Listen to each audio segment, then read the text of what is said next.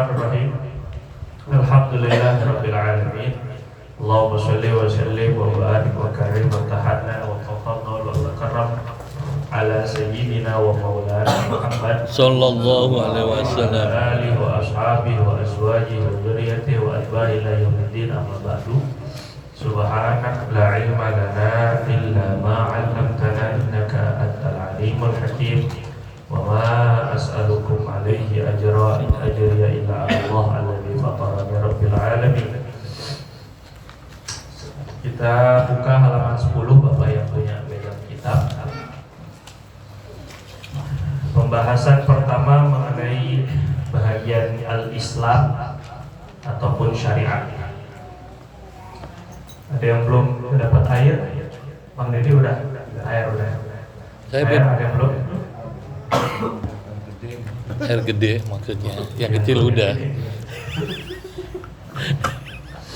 Halaman 10 Bapak di baris yang kedua. Bismillahirrahmanirrahim. Qala al-muallif hafizahullahu ta'ala wa nafa'ana bi 'ulumihi fid dunya wal akhirah wa radhiyallahu ankum wa man ata biha kulliha.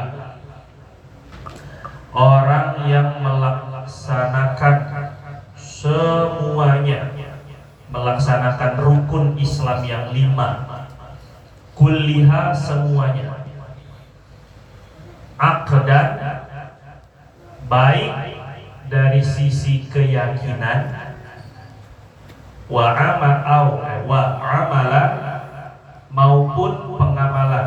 Halaman 10 baris kedua dari atas. Baris ketiga, sorry. Barang siapa yang melaksanakan semua rukun Islam 5, aqdan baik berupa keyakinan, wa amalan maupun berupa amalan, pengamalan, prakteknya, fahuwa muslimun, maka dia adalah orang Islam, kamilul imani, sempurna imannya. Nah, ini. Kenapa beliau ini sekarang kita pembahasan Islam ya?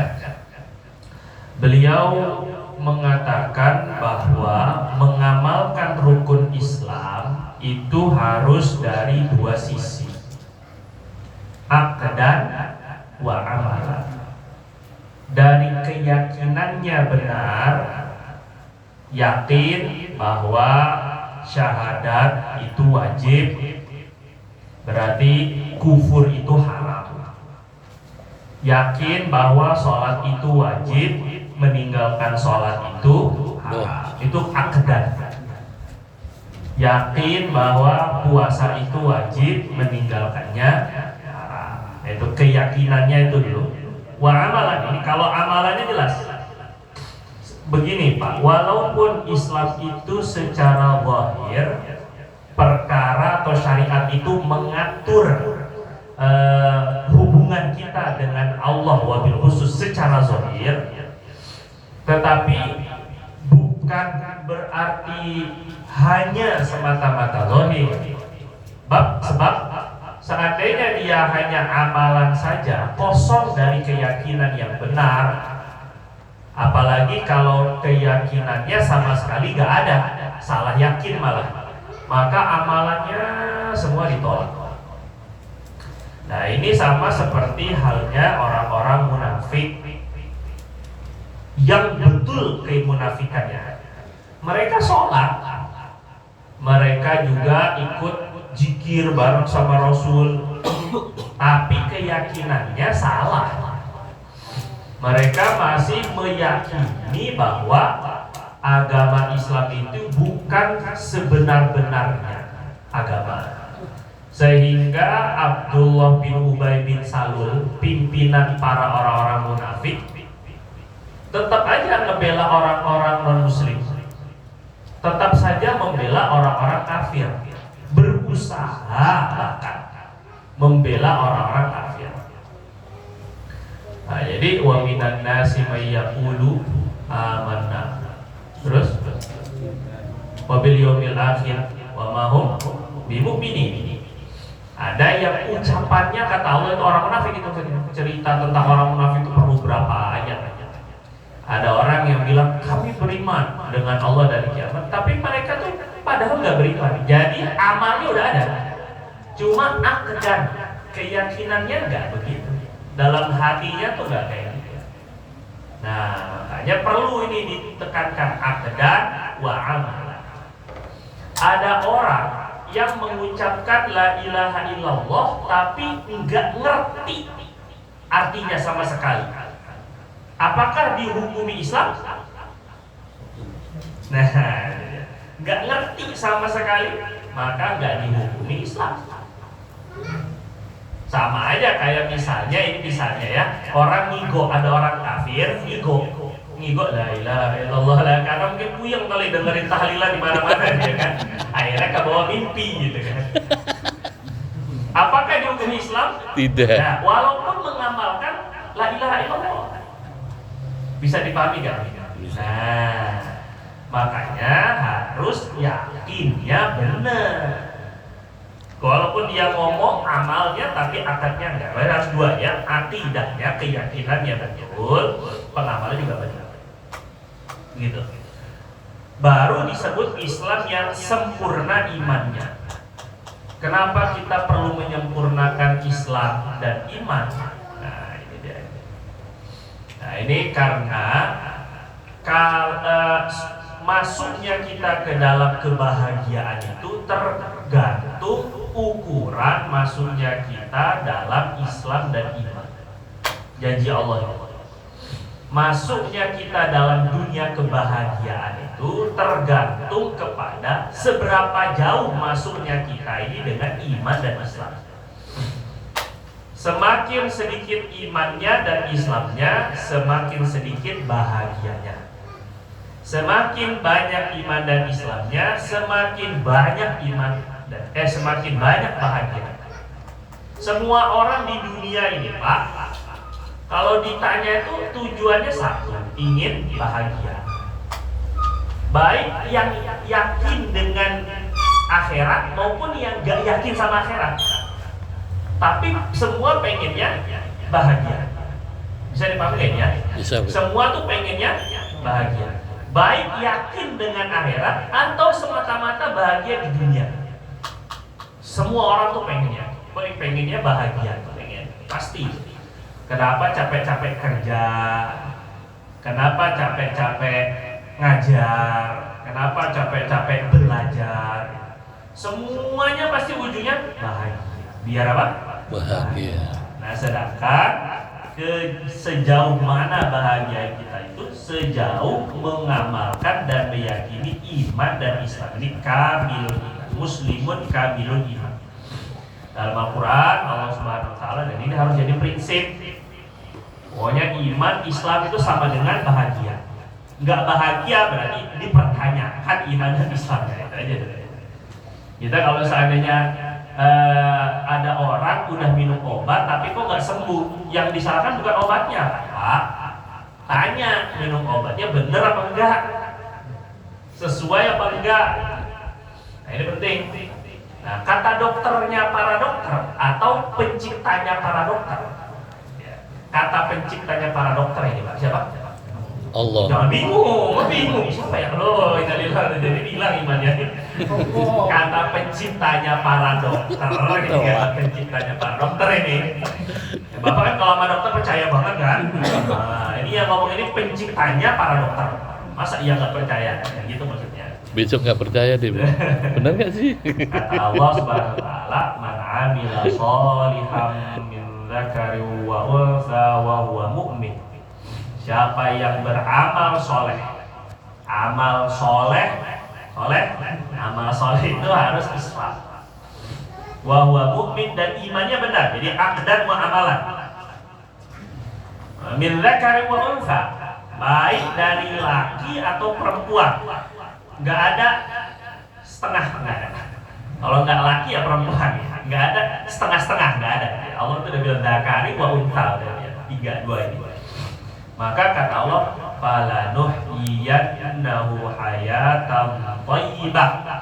Pasti kata pencipta dokter ini, pasti kami akan beri kehidupan yang bahagia. Tapi harus yakin, harus benar dulu. Berarti kalau nggak bahagia, nah ini keliru dua. Kalau nggak amal solehnya atau imannya. Kalau nggak imannya, ya amal solehnya. Pokoknya ini aja intinya.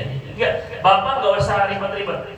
Cuman saya ini karena nggak hafiz Quran kayak Ustaz Adi Hidayat ya, sehingga nggak tahu ini ayat berapa ini. Ayatnya ya tahu, tapi ya suratnya saya cari nih biar bapak katanya takut dibid'ahkan saya ya. Karena kalau nggak disebut sekarang ini kalau nggak ditulis dalilnya itu seolah-olah bohong ya. Surat An-Nahl surat ke-16 ayat 97. Pokoknya begitu Pak ya. Itu prinsip hidup. An-Nahl itu surat ke-16 ayat ke-97. Sebelah kiri agak ke tengah tuh gayanya udah kayak gaya nih kan. Ya jadi begitu lah. Ini pakai jadi prinsip. Pokoknya ya. Jadi kenapa kita harus muslimun kamilul iman? Karena itu satu-satunya untuk mendapatkan kehidupan yang baik. Nah, kadang banyak nih orang tua salah katanya. Nah, belajar yang benar itu biar kehidupan kamu lebih baik daripada bapak. Nah, kalau belajarnya tidak diiringi dengan iman dan Islam, nggak baik. Pasti nggak baik. Itu dulu gitu. Kata siapa yang ngomong? Allah. Pasti nggak baik. Jadi kalau belajar itu belajarnya dengan iman dan Islam. Mau belajar apa aja, itu harus iman dan Islam. Saya ada punya murid lulusan AZ, Ustaz. Terus dia itu baca kitabnya ya bagus, ya baca Qurannya ya bagus, bagus lah pokoknya. Tapi sekarang bilang, Bib, anak minta anak ngajar apa ini? Ngajar di sekolah. Ngajar apa? Ngajar biologi, Bib. Hebat kali ini ya. Lain jurusan langsung ini. Tapi ngajar di pondok ya ngajar. Cuma ngajar di apa namanya di sekolah ngajar biologi. Anak bilang nggak apa-apa. Nah, makanya dia kuliah lagi, ambil jurusan biologi, kan? Nggak apa-apa ya, kan? Yang penting belajar biologi, belajar kodok, belajar ikan, jangan sampai lupa sama yang nyiptain kodok. Ya, ini kadang-kadang pelajarannya satu buku mempelajari makhluk.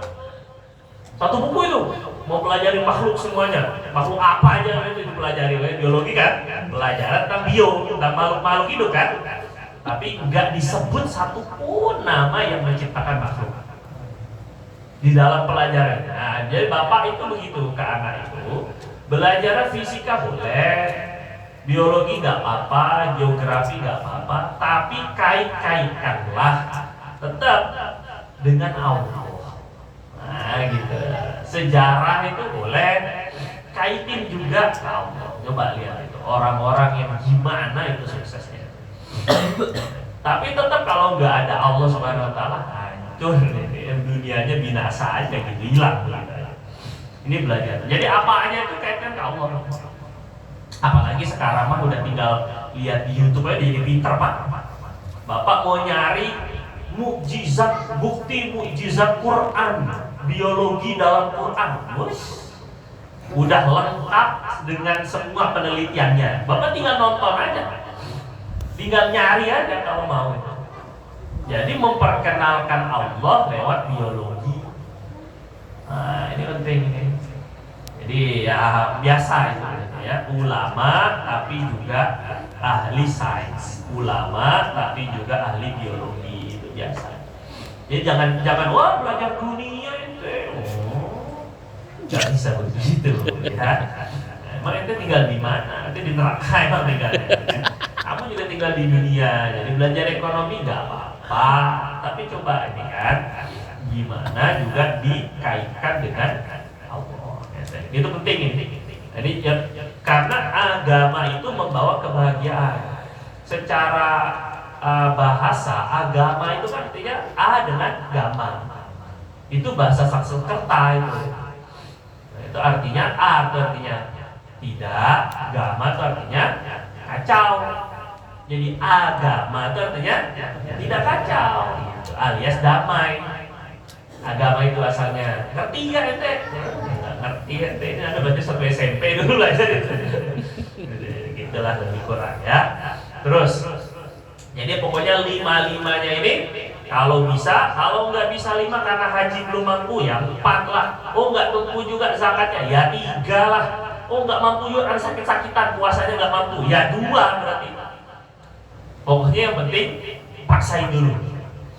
Penting ini, maksain untuk melakukannya ya. Sebagaimana kita memaksakan diri untuk mendapatkan kebahagiaan dunia yang sementara, maka selayaknya kita ini maksain diri untuk dapat kebahagiaan akhirat yang selama-lamanya.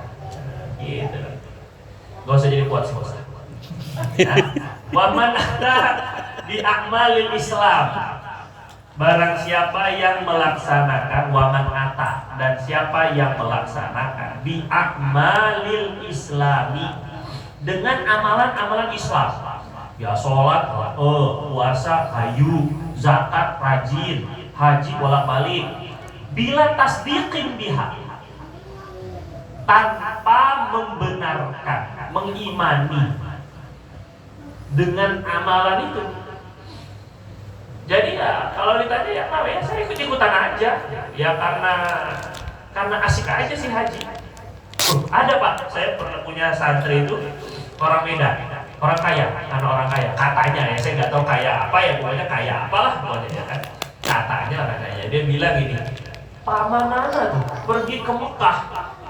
Tanya paman ngapain? Ya jalan-jalan aja katanya. Jadi nggak niat ibadah itu, emang niatnya ya jalan-jalan aja. Enak gitu ngeliat masjid gitu. Nah ini hati-hati nih, bila tasdiqin biha, tanpa mengimani, tanpa membenarkan, fahuwa munafikun, maka dia munafik. Makanya Pak, ini Habib Ali Zainal Abidin Al-Jufri itu pernah bilang gini, orang cinta itu pasti mengikuti, ya. Tapi orang mengikuti belum tentu cinta. Orang cinta itu pasti ngikut, tapi orang ikut belum tentu cinta. Makanya kalau bahasa Arab itu itiba itu ngikut Rasul gitu ya. Yang satu ada mahabbah, cinta sama Rasul. Dan mahabbah, cinta sama itiba, ngikut, dua hal yang berbeda. Tidak semua orang yang ngikut itu cinta, nggak semuanya. Makanya yang ditekanin Nabi itu bukan hanya ikut. Kita ngikut sunnah, cinta nggak dulu. Nah, gitu. Bahkan kadang-kadang ya, ada yang dia cinta banget tapi belum bisa ngikut. Ada juga. Nah, jadi kayak saya pernah ceritakan ke Bapak itu ya. Ada sahabat itu ya tetap aja sebahagiannya ya maksiat, kemudian dihukum cambuk, ada yang sampai dirajam mati gara-gara berzina. Tapi Nabi tetap mengakui mereka itu cinta kepada Allah dan Rasulnya. Jadi ada itunya, ada begitunya kan? Jadi kita nggak bisa semata-mata ngikut Nabi. Nah, lebih penting daripada ngikut itu cinta. Bab orang munafik ikut Nabi itu kalau sama sholat. Tapi kalau udah isya sama subuh nggak kelihatan. Hilang.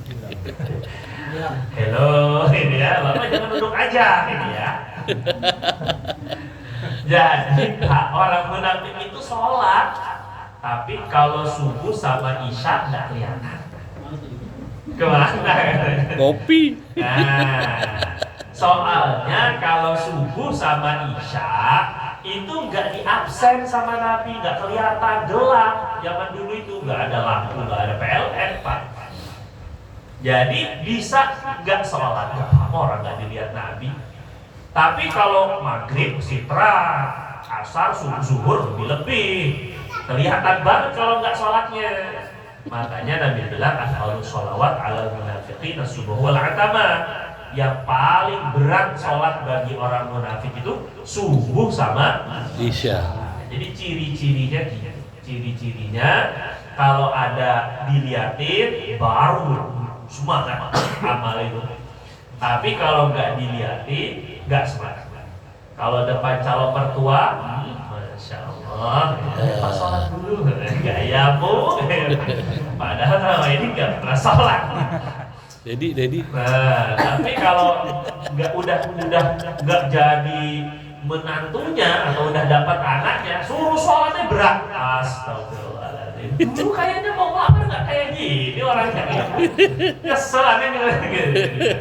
Masya Allah, ini penting ini Pak ini. Nah makanya kata beliau ini, ingat ini, orang munafik itu apa sih? Yang munafik hakiki ya, munafik sebenarnya itu adalah orang yang mengamalkan Islam tapi hatinya tuh nggak meyakini. Nah sekarang urusan hati itu kelihatan apa nggak kelihatan Pak? Enggak. Makanya nggak boleh nuduh orang munafik ya Pak ya. Tapi kalau mewanti-wanti, hati-hati Pak, kalau kita ini males sholat subuh dan isya jamaah, itu kata Nabi tanda-tanda munafik. Tapi jangan setelah ini akhirnya bapak-bapak yang nggak sholat subuh munafik. Sini orang-orang munafik, malah lari orang ini kan, bukan begitu. Jadi nuduh orang munafik itu nggak boleh, orang urusan hati bila tasdiqin ini lihat. Yang benar-benar munafik itu gitu. Paham ya Pak?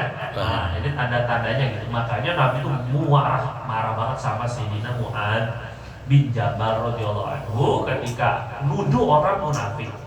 Apakah menata ya Mu'adz?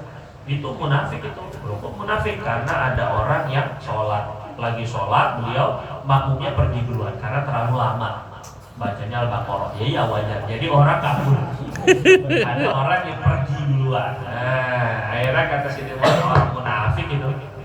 Orang munafik. Ada lagi Nabi itu bersama sahabat, entah siapa lupa nama sahabatnya itu. Sahabat itu lagi lewat, ada orang yang zikirnya kencang-kencang. Zikirnya kencang. Katanya itu orang riya itu Nabi. Kata Nabi, innahu yuhibbullah wa rasulah. Itu cinta Allah Rasul. Itu orang mencintai Allah dan Rasulnya. Nuduh orang riya. Riya itu kan di hati, kan nggak tahu ya. Walaupun kadang-kadang orang pamer itu terasa di kita, tapi jangan dituduh. Kadang-kadang sombong itu kan urusan hati ya, tapi kayak sombong kayak gitu ya. Terasa di hati itu terasa. Kalau misalnya energi negatif itu di hati kita tuh ada apanya gitu, ada terasanya gitu. Kayak rasa gimana gitu, kayak nggak enak ngomongnya gitu ya. Cenut-cenut. Nah gitulah. Tapi kita nuduhnya hati, karena takutnya nggak kayak gitu takutnya ya. Nah, ini penting ini. Jadi ini ciri-ciri munafik. Apa itu munafik tadi seperti itu ya? Muslimun fid dunya. Ini yang munafik hakiki itu. Muslimun fid dunya, Islam di dunia.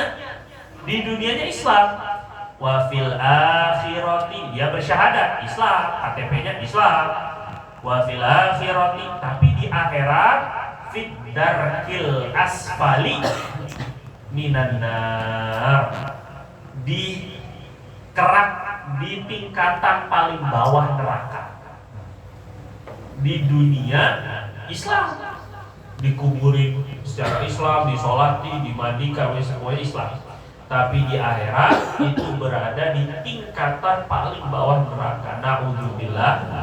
Nah, kata Imam Hasan Al-Basri malah bilang begini. Kata Imam Hasan Al-Basri itu tabi'in. Kata beliau, man khafan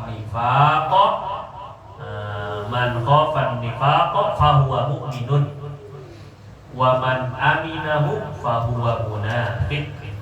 Siapa orang yang masih rasa takut dirinya munafik, berarti itu ciri dia beriman betul. Itu ciri orang beriman itu takut kalau dirinya masih termasuk munafik.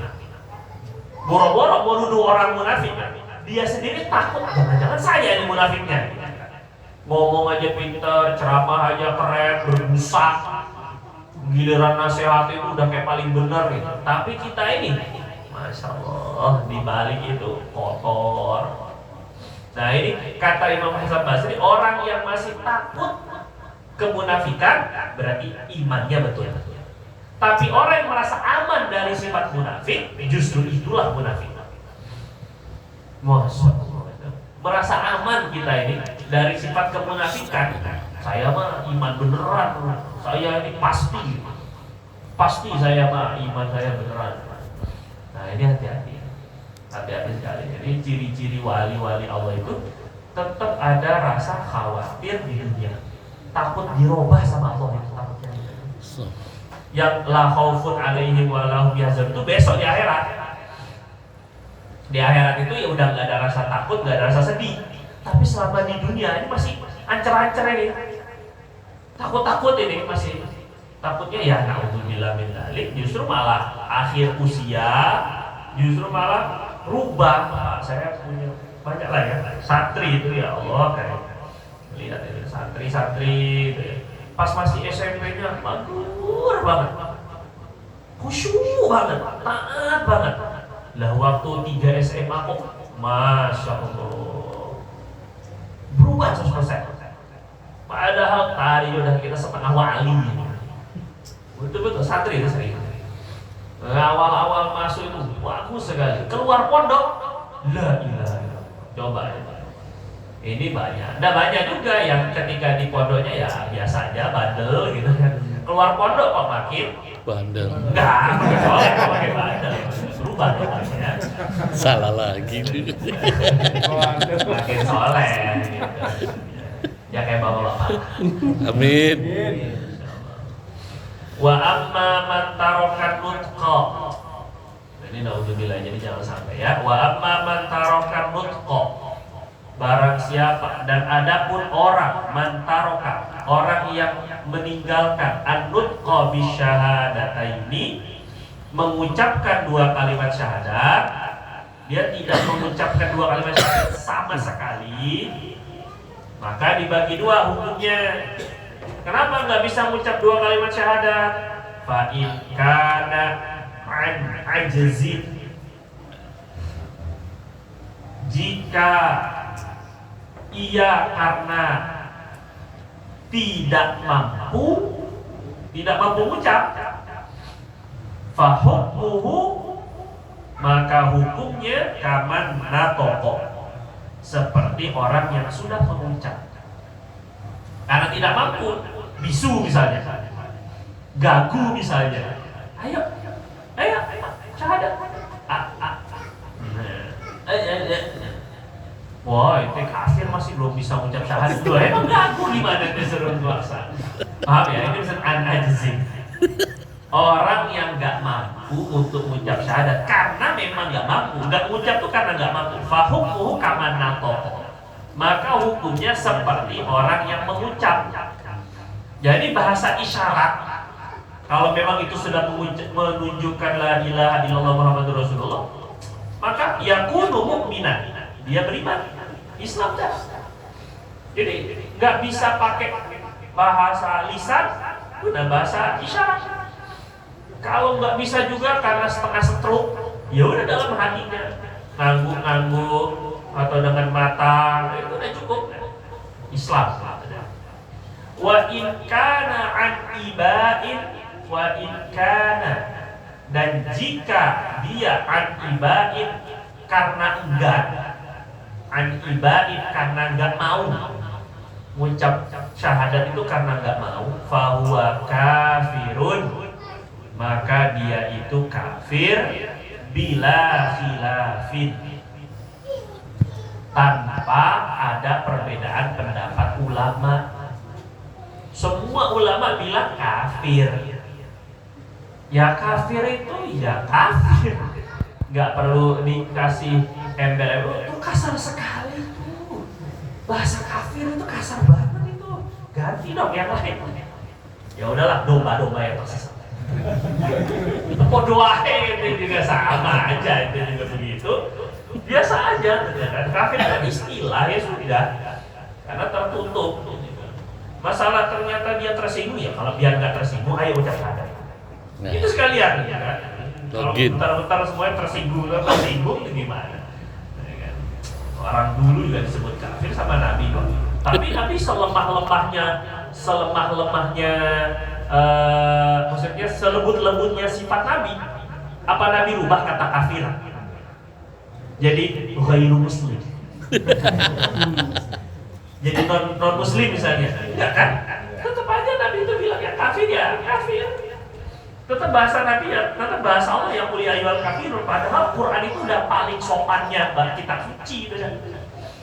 Padahal Quran itu udah paling berakhlaknya. Kalau misalnya mau ngadu-ngadu akhlak ya Quran, orang Nabi itu akhlaknya Quran. Tapi tetap gak dirubah kata kafir itu ya. Nah itulah gitu ya. Jadi gak usah tersunggi. Ya itu udah bahasa istilah. Bila khilaf. Kalau karena tidak mau mengucapkan la ilaha illallah itu berarti masih kafir. Kafir itu ya hukum sama aja. Kita bilang orang yang kena yang di penjara kita sebut narapidana, itu sama aja gitu. Jadi mereka disebut narapidana juga enggak tersinggung maksudnya kan. Ya itu istilah ya, biasa saja. Terus wa in kana an ghaflatin. Kalau tadi kan karena nggak mau, kalau nggak mau mengucap dua kalimat syahadat kafir. Wa in kana jika dia an ghaflatin karena lalai. Ya mungkin bukan karena enggak, cuma ya nanti aja deh, nanti dulu deh, belum siap lah, apa segala macam. Faqila kal ibai. Maka ada ulama mengatakan kal-iba seperti enggan, seperti dia tidak mau mengucapkan. Ghaflah itu lalai. Wa dhahabal jumhur, dan jumhur mayoritas mengatakan ila annahu mu'minun. Mayoritas ulama berpendapat bahwasanya orang itu mukmin. Nah ini yang saya bilang tadi.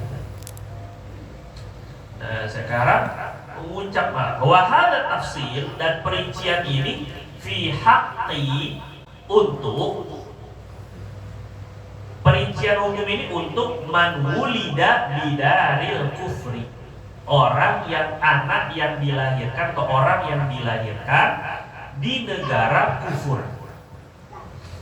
Wa amma man wulida fil islami, adapun orang yang dilahirkan di negeri Islam, fahuwa mu'minun, maka dia dihukumi beriman.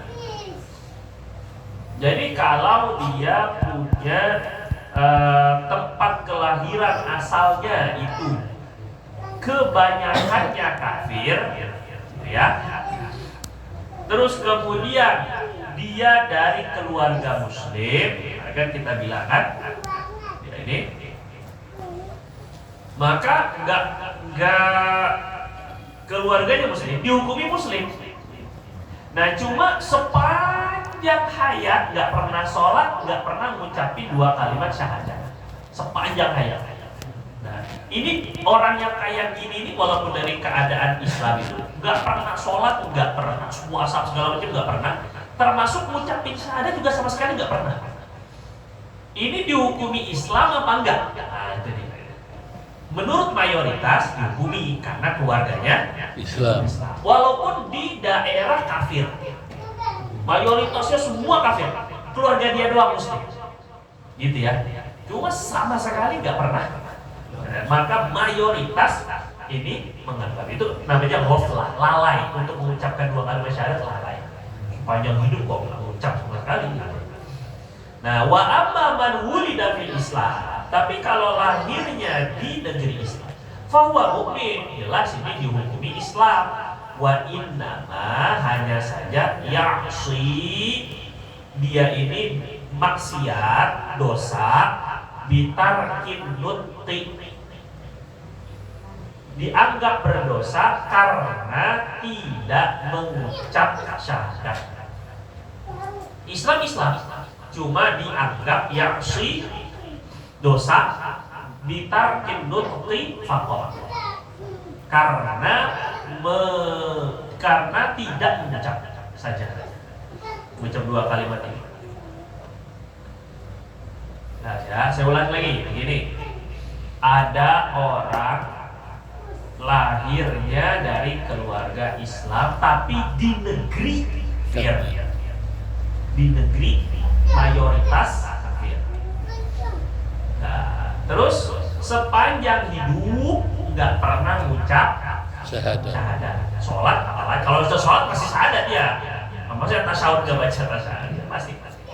Nah, apakah nanti ketika meninggal yang kayak gini nih dihukumi Islam atau kafir? Nah, ini ada dua pendapat.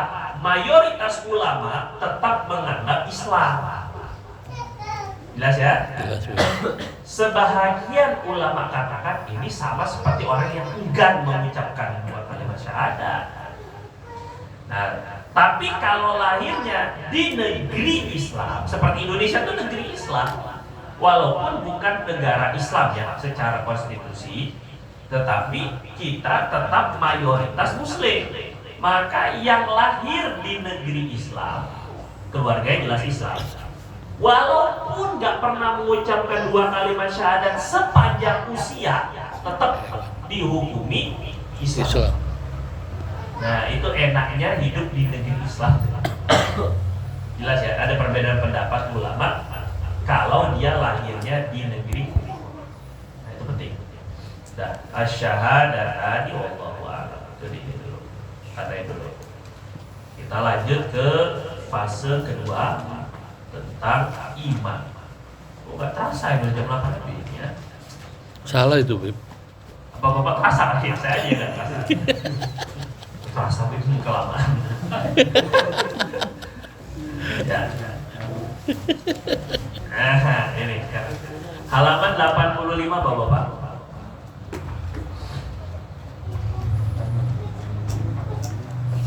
Sudah? Kita naik makom sedikit. Bismillahirrahmanirrahim. Qala rahimahullah wa qala hafizallahu ta'ala. Al-imanu billahi. Sekarang kita masuk ke rukun iman yang pertama. Iman, yakin, percaya dengan Allah. Apa itu makna iman billah? Makna percaya kepada Allah. Maknanya, maksudnya apa? Orang saya ini beriman. Maksudnya apa? Gua percaya dengan Allah, iman kepada Allah itu maksudnya adalah at-tasdiqu biwujudihi ta'ala. Maksudnya adalah tasdiqu, membenarkan dengan wujudnya Allah. Allah itu wujud. Apa wujud? Ada. Eksis. Allah itu wujud, ada, dan tidak perlu apapun untuk ada. Allah itu ada sebelum segala yang ada. Dan setelah semua yang ada tidak ada. Tetap Allah itu ada. Nah, dan keberadaan Allah Subhanahu wa taala itu tidak perlu kepada sifat, nggak perlu kepada tempat, waktu, nggak perlu. Ya, Allah pokoknya ada. Nah, yakin bahwa ada Allah. Allah itu ada. Nah, orang-orang tuh salah yakin.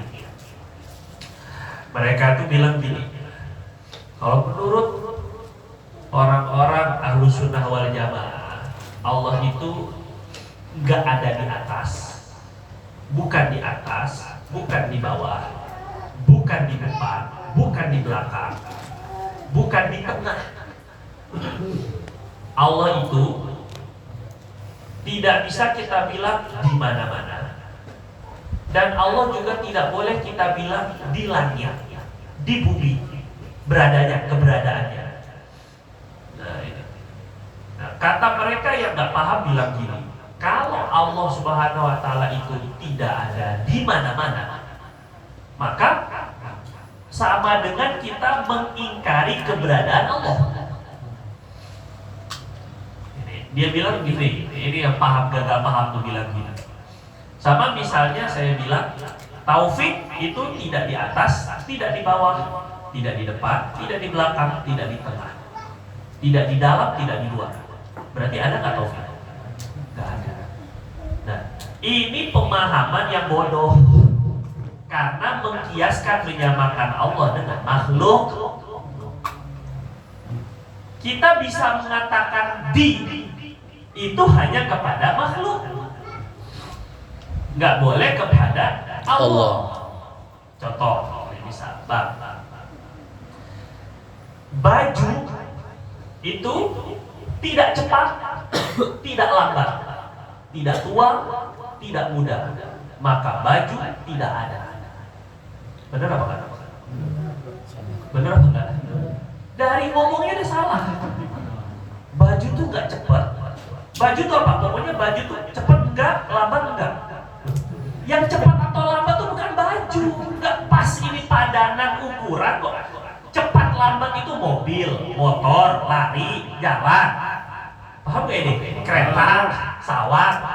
Tapi baju apa bisa dibilang? Baju itu tidak cepat, tidak lambat, tidak tua, tidak muda. Loh, benar apa enggak? Berarti baju itu tidak ada. Ya ente ngomongnya aja sudah salah. Karena ukuran untuk baju itu bukan cepat atau lambat, bukan tua atau muda. Paham gak? Nah, ukuran untuk Allah itu nggak ada ukuran. Makanya nggak bisa dibilang Allah itu gede, Allah itu kecil, Allah itu semua buat makhluk. Nggak paham ini kan karena logika makhluk pakainya. Makanya kalau dibilang Allah itu nggak di langit, nggak kita bilang di bumi, nggak, keberadaannya ya, fisiknya. Kalau secara kiasan boleh kita bilang, kita mengkias. Kiasan itu hanya apa kita sebut? Kiasan itu perumpamaan aja. Kata-kata kiasan, bukan sejatinya.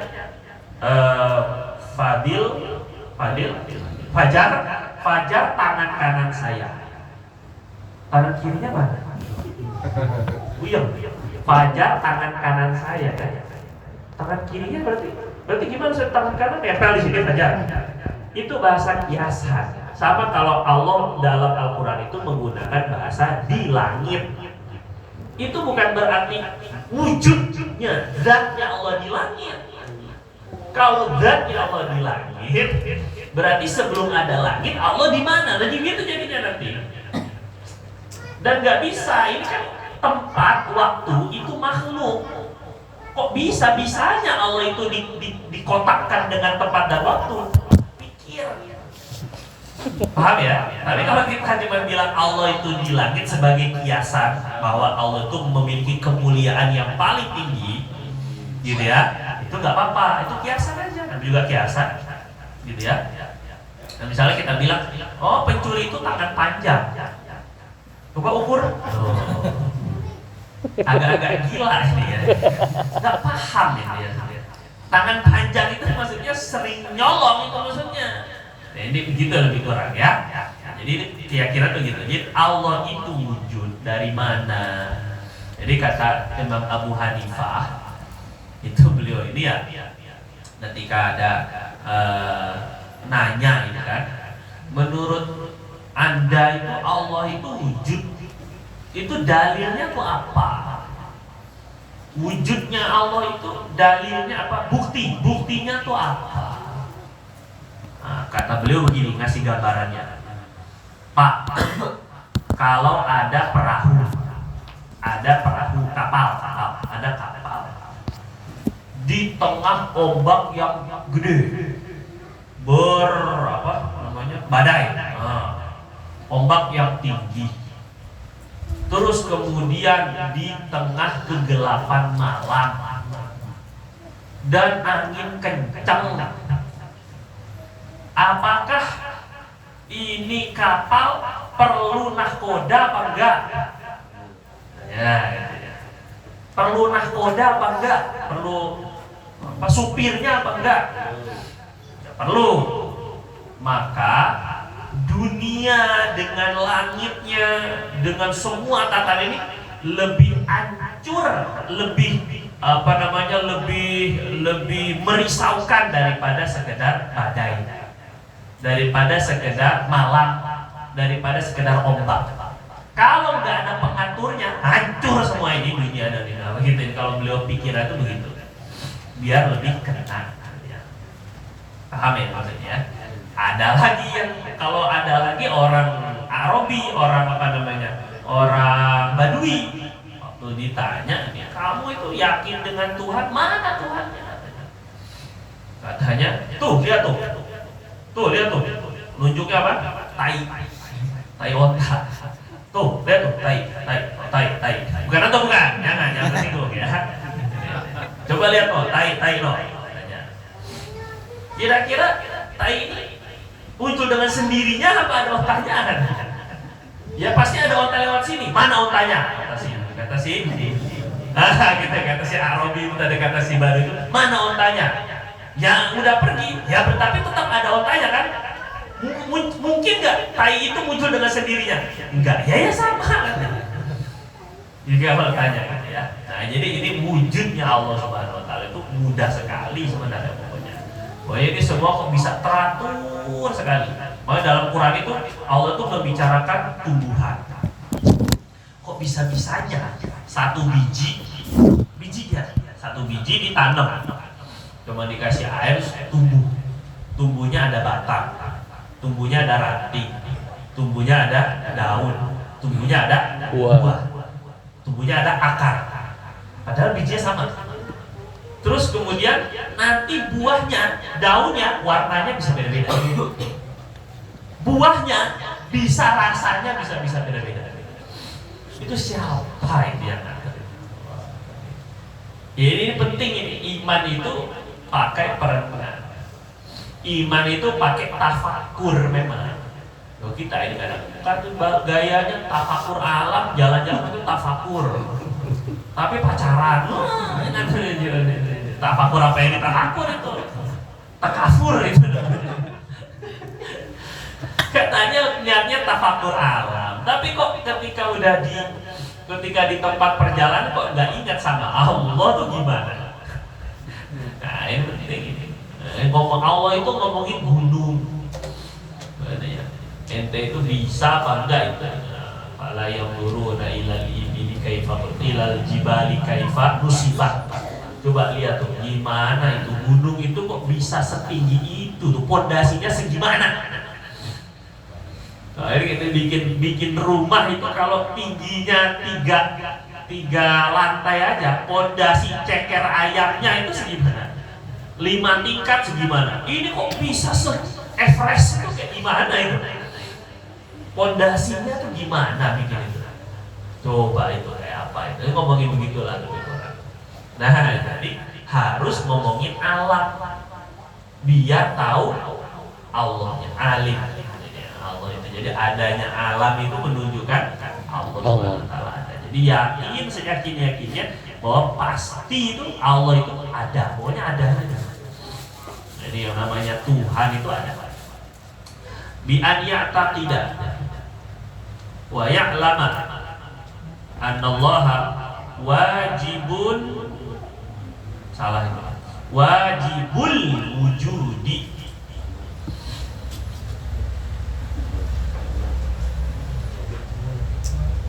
Wajibul wujudi itu alif, itu ada wawu, wawunya dicoret. Lidzatihi, yakin, yakin dengan meyakini dan mengetahui dan meyakini. Jadi keyakinan itu muncul dari pengetahuan. Ada ilmul yaqin, ada ainul yaqin, ada ilmul yaqin, ainul yaqin, haqqul yaqin.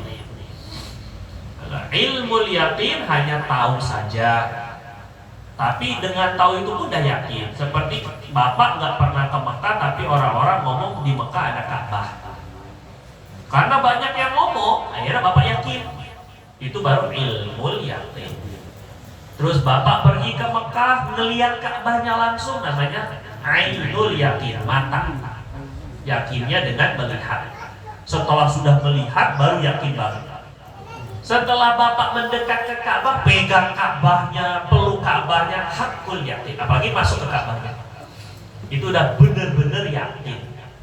Nah gitu. Kalau sekarang ada ainul yakin, itu bisa jadi editan. Walaupun udah melihat, no video, no picture, nggak ada videonya, nggak ada gambarnya, hoax. Nah gitu. Tapi sekarang udah ada picture, udah ada gambarnya, udah ada videonya, bisa editan AI. Gila, filter. Makanya jangan ketemu dulu sama cewek yang di Facebook. Itu baru ainul yakin. Jadi sampai hakul yakin dulu, baru ini kan kelihatannya kayak imut-imut apa segala macam, nggak bisa. Jomblo kayak gini kan gampang tergoda kan, gitu kan. Dengerin tuh. Hati-hati ini.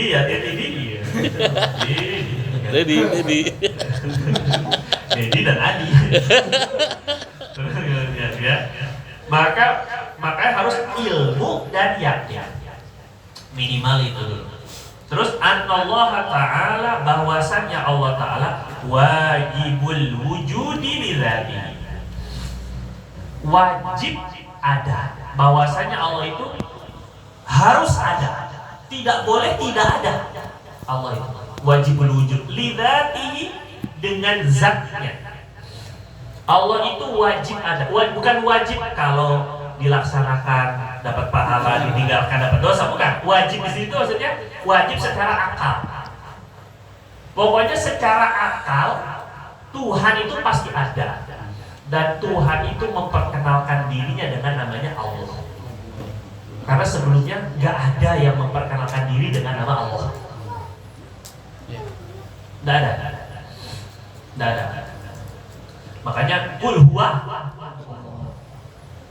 itu huwa tuh yang ada super power lah namanya, ada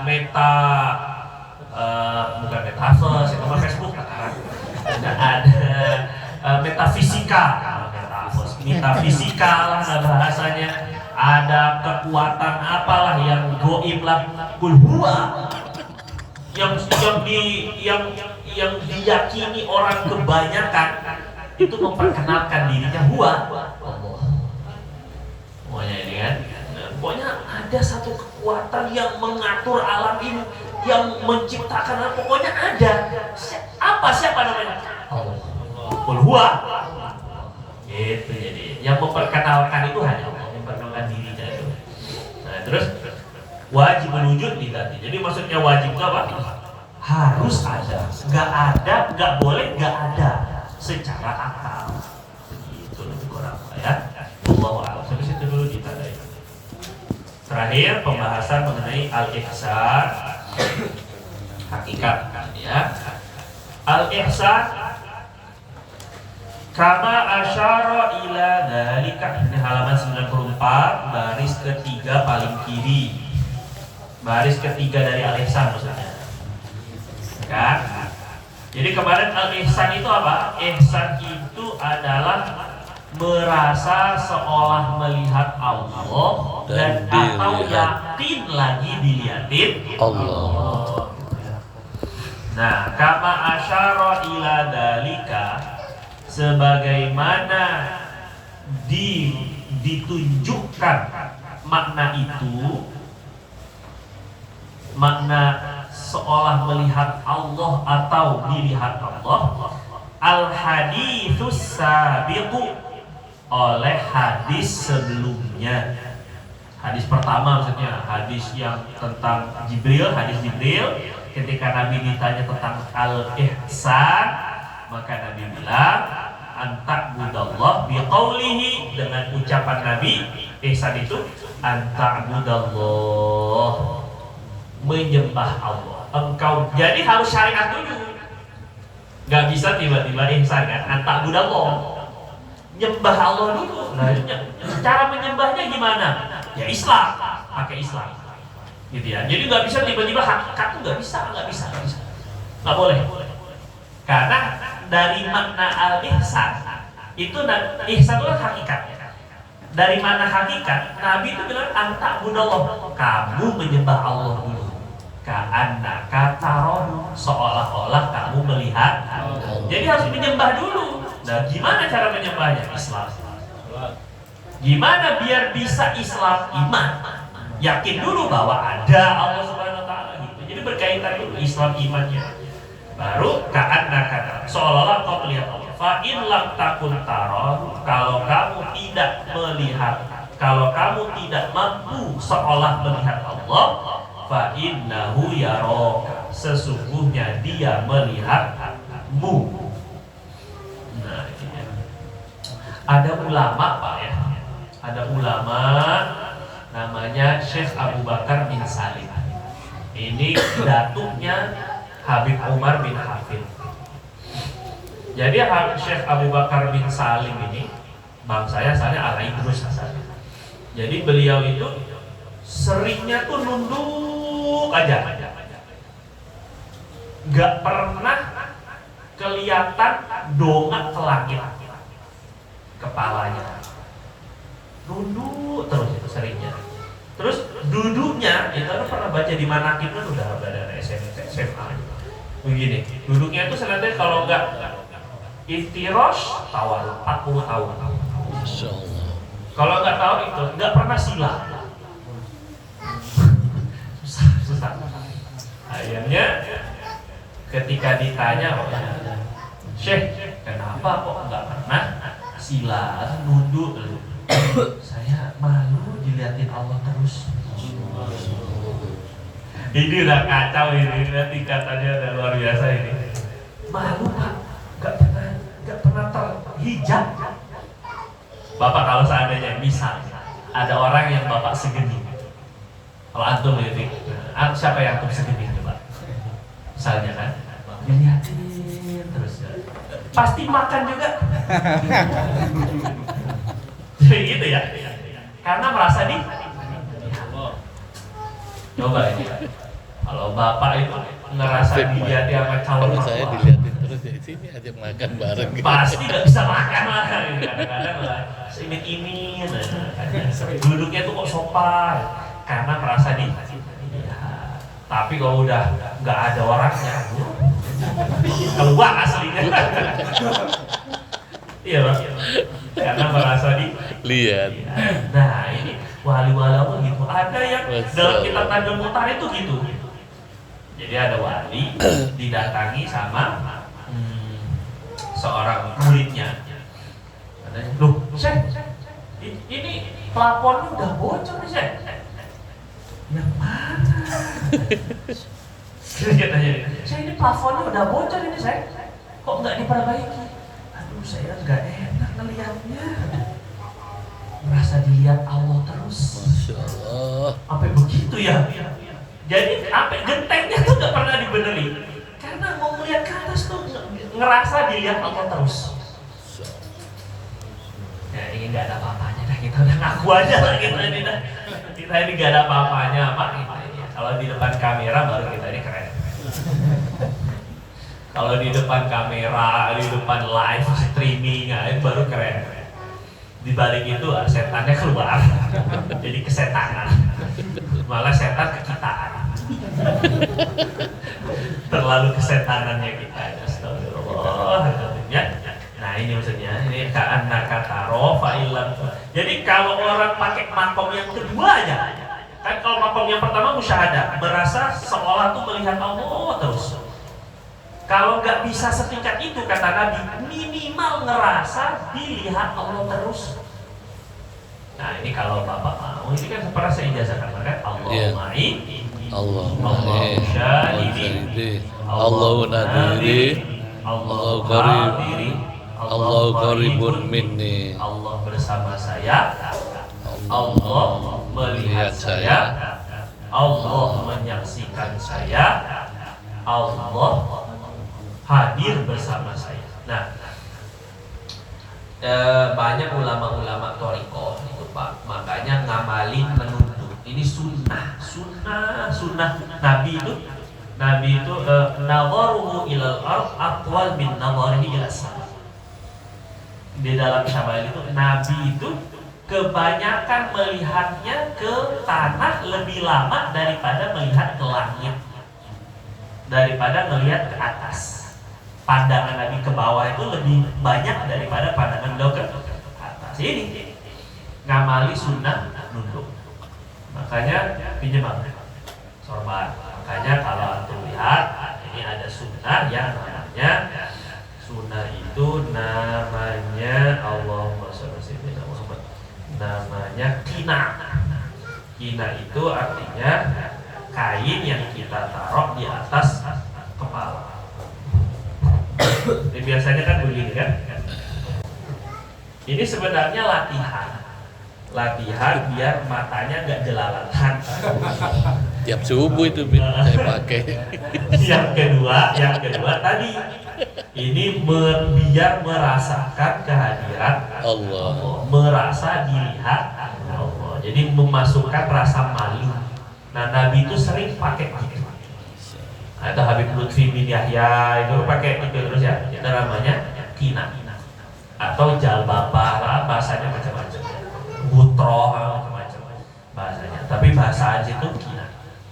Merasa seolah dilihat Allah. Itu minimal aja dulu begitu.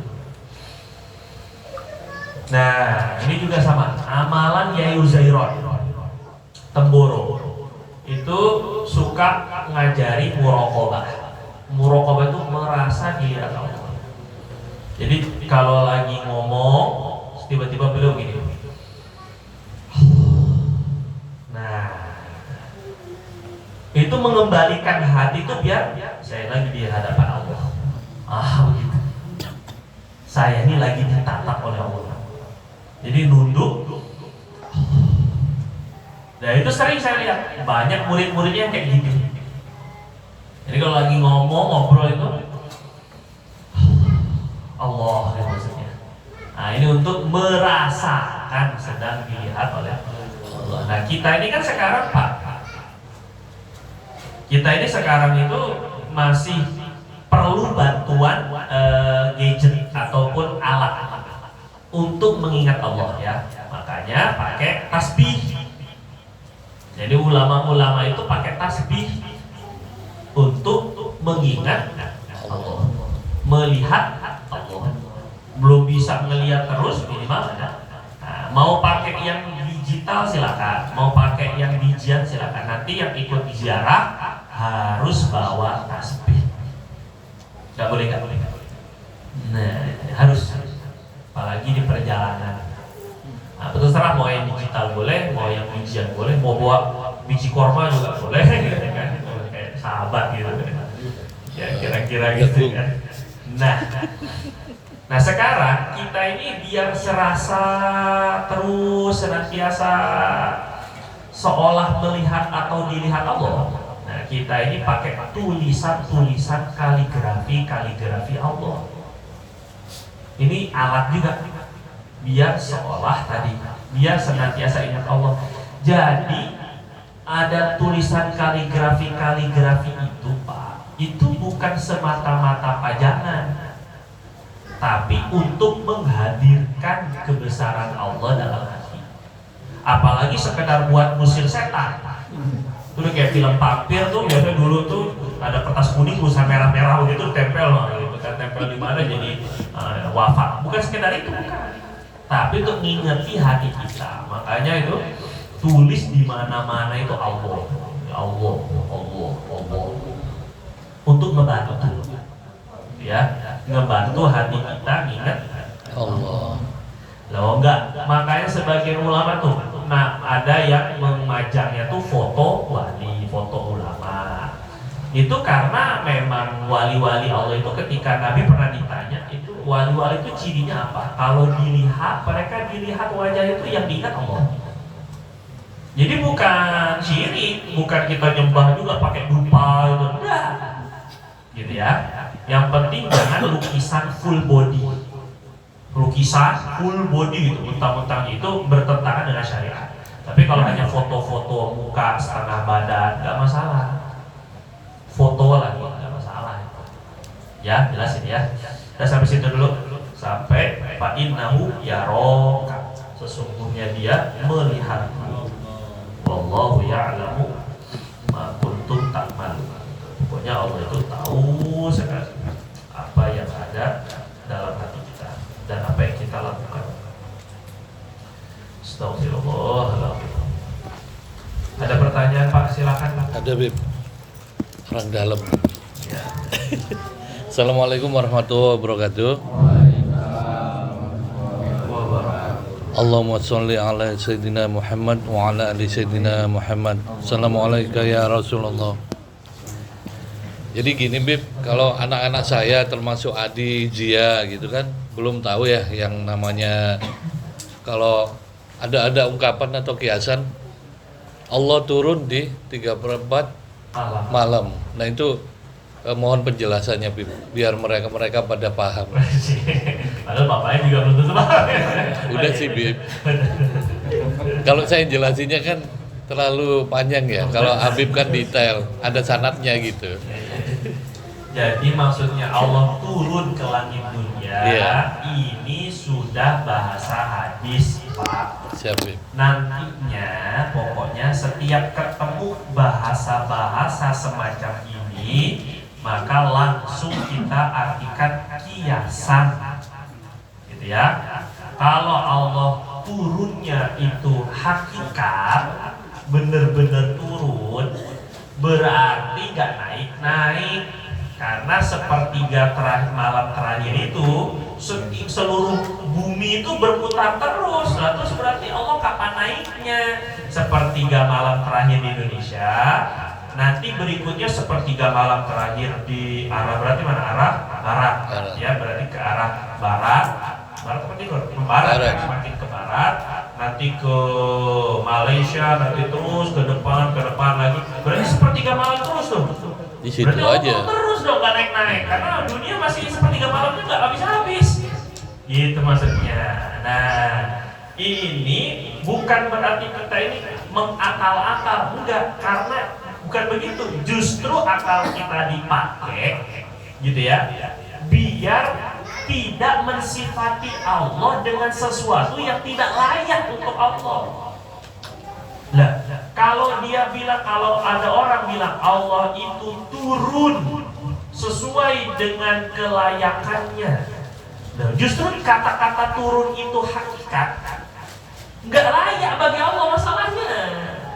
Nah, gitu ceritanya Pak. Makanya nggak boleh diartikan turun hakiki. Turunnya itu majazi, kiasan aja. Seperti saya bilang, Bapak harus turun tangan. Bukan begini Pak nantinya kan. Oh ya siapin. Pintar banget Bapak. Jelas ya Pak ini ya? Jelas ya. Nah, gitu. Jangan bodoh-bodoh aja, polos-polos amat gitu ya. Turun tangan itu maksudnya ngerjain sendiri maksudnya. Itu kan gitu ya. Sama di dalam bahasa itu kiasan banyak. Dalam Al-Quran misalnya kata Allah Subhanahu Wa Taala, "Man kana fi hadhihi a'ma fahuwa fil akhirati a'ma." Dalam Quran ini, siapa yang di dunia buta, maka di akhirat buta. Orang buta kan, aduh, kapan gua ngeliatnya gitu. Udah di dunia buta, ya bukan, itu kiasan, buta hatinya daripada iman. Ini ayat pernah dibilang ke seorang Syekh Wahabi. Syekh bin Baz kan buta. Syekh bin Baz itu kan ketika buta, kemudian maunya mengartikan sifat Allah itu hakiki. Allah itu betul-betul duduk di atas aras, kakinya gede, badannya gede, pasti begitu pasti. Orang Wahabi itu pasti keyakinannya kelirunya begitu. Ingat, jadi membayangkan itu kayak raksasa, badannya gede, duduk di atas singgasana. Ini udah setengah kafir kalau sampai begitu hakikatnya. Cuman mereka nggak secara jujur aja gitu ngomongnya. Padahal kayak gitu keyakinannya gitu kan. Akhirnya karena maunya tuh hakikat, betul-betul Allah itu hakikat, duduk di atas aras, turun di ketika sepertiga malam kedua, ketika ayat terakhir maknanya itu sama. Akhirnya dibilang kalau gitu ayat Quran yang tadi artinya orang yang di dunia buta maka di akhirat buta tuh Anda gimana ngartikannya? Oh enggak, itu maksudnya makna kiasan ya, sama gitu maksudnya. Jelas ya? Jelas, Bu. Jadi maksud turun itu turun apanya? Turun rahmatnya, makin dekat ijabah doanya. Begitu maksudnya. Jelas ya? Jelas, Bu. Allah Ta'ala a'lam bissawab. Subhanakallahumma wa bihamdika asyhadu